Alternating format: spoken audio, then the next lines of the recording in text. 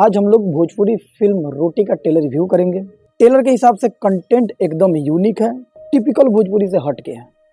Performance और making week हो सकता है, वो भी अभी डिसाइड नहीं किया जा सकता, वो फिल्म देखने के बाद। लेकिन ट्रेलर अच्छा है, फर्स्ट टाइम गानों को अवॉइड किया गया है, बहुत सारी चीज़ें हैं जो टिपिकल भोजपुरी से हटके हैं।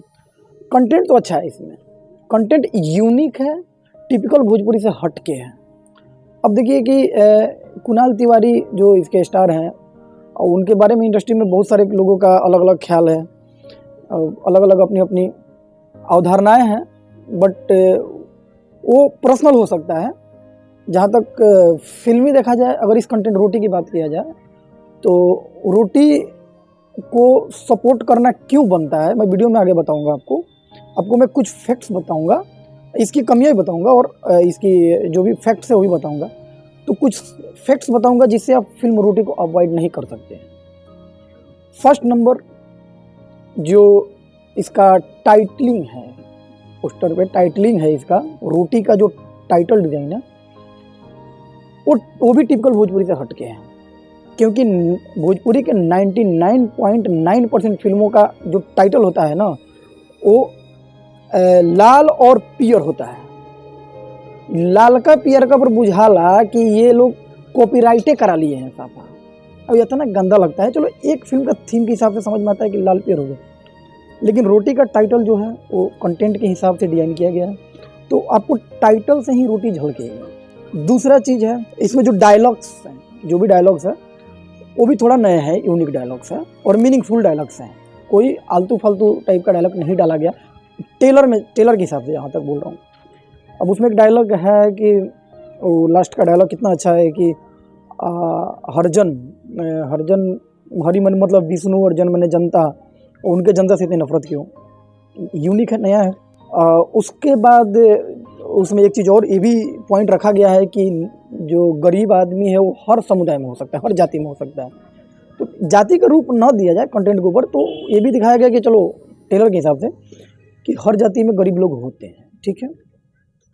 और एक और डायलॉग है, स्टार्टिंग जो ट्रेलर शुरू होता है तो एक और डायलॉग है कि घोड़ा के पछाड़ी और बड़का के अगाड़ी ना जाए के चाहिए। ये डायलॉग हम लोगों जैसे सुना है कि घोड़ा के अगाड़ी और कुछ तो है इसके पछाड़ी, लेकिन वो अलग है और ये अलग है, इसको क्रिएट किया गया है।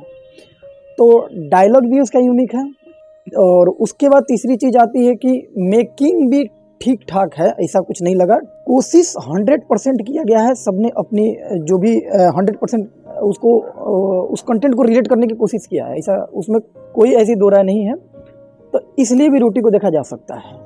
और रही बात बीजीएम की, तो बीजीएम थोड़ा और बेटर हो सकता है इसका, क्योंकि बीजीएम बहुत बड़ा पार्ट होता है फिल्म को रिलेट करने के लिए, आपके कंसेप्ट को फील कराने के लिए बीजीएम बहुत बड़ा चीज़ है।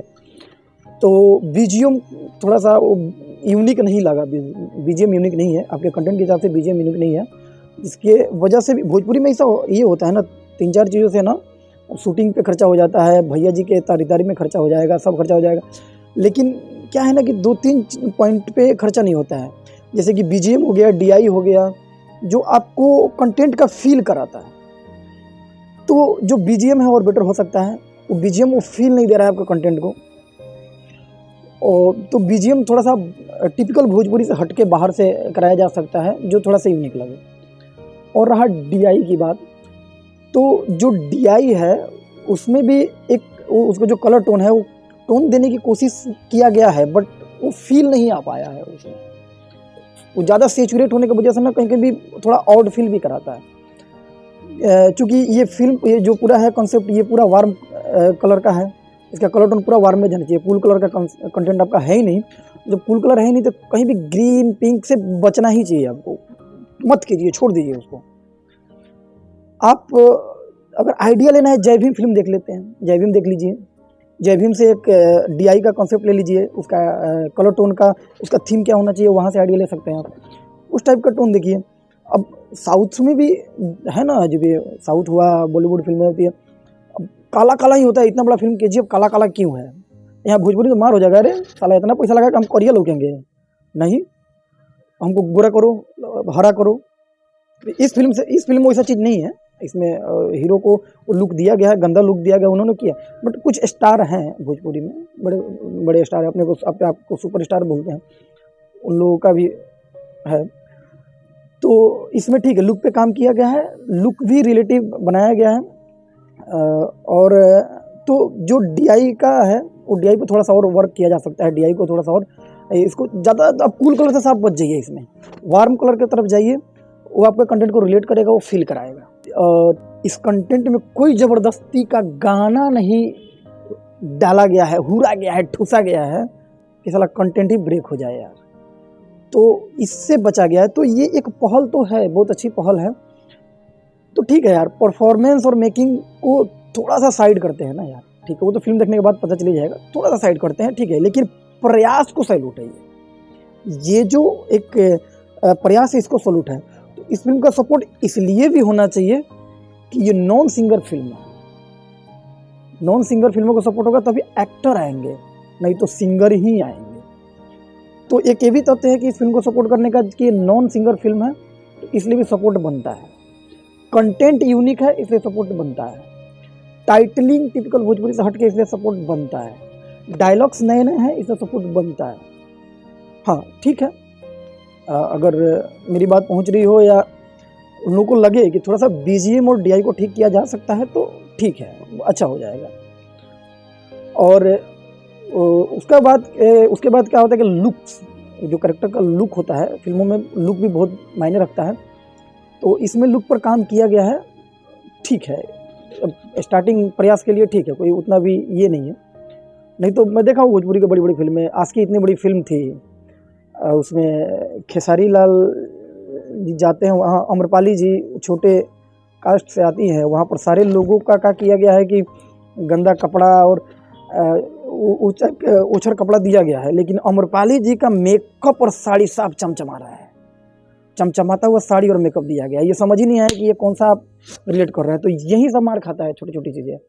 इसमें ठीक है, इसमें उन्होंने ऐसा कंटेंट भी चूज किया है तो ठीक है यार, कुणाल तिवारी जी कंटेंट चूज भी किए हैं, तो उसमें वो लुक में ढले ही नहीं, जो नहीं यार मैं हीरो हूँ, साला मेरे को क्यों मिट्टी लगा रहे हो, ये ना लगाओ, तो इतना तो किए हैं वो, तो इसका सपोर्ट बनता है यार।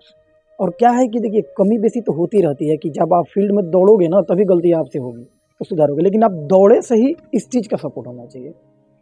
तो रोटी कुछ मायनों में सही है, इसलिए इसका सपोर्ट, और सबसे सपोर्ट नॉन सिंगर्स फिल्म है, और एक यूनिक कंटेंट है, टिपिकल भोजपुरी से हटके तो होना चाहिए। टेलर में गाना को अवॉइड किया गया, ये भी बहुत बड़ा रिस्क है।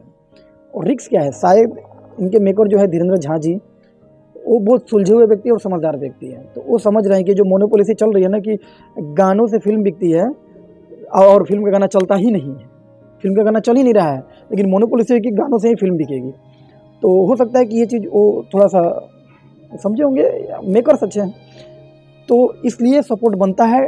तो इस टेलर को मैं अगर रेटिंग देने जाऊँ तो मेरा रेटिंग रहेगा 4 स्टार, 1 स्टार डीआई और बीजीएम के लिए कटेगा, बाकी अच्छा है। बाकी फिल्म देखने के बाद परफॉर्मेंस और मेकिंग, तो हम लोग मेकिंग का रिव्यू दे ही सकते हैं। जय बिहार।